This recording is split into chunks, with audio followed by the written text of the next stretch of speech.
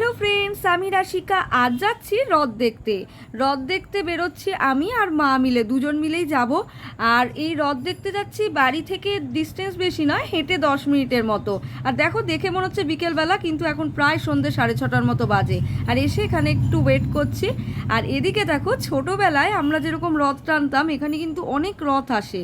Actually কি হয়, এই মাঠটাতে কিন্তু রথটা যেহেতু স্টে করবে, অনেকেই আসেন রথ দেখতে, মানে রথ টানতে।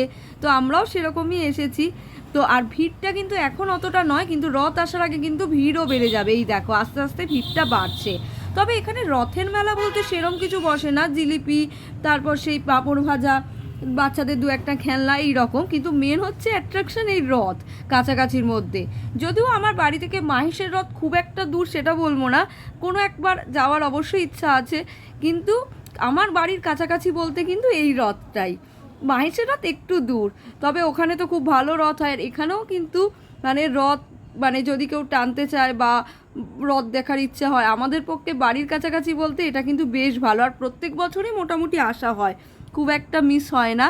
তো এবছর সেরকম চলে এসেছি। দেখো, রথ কাছাকাছি চলে এসেছে। আর এখানে প্রসাদ দেওয়া হচ্ছে, তারপর ঠাকুরের ফুল, এই সমস্ত।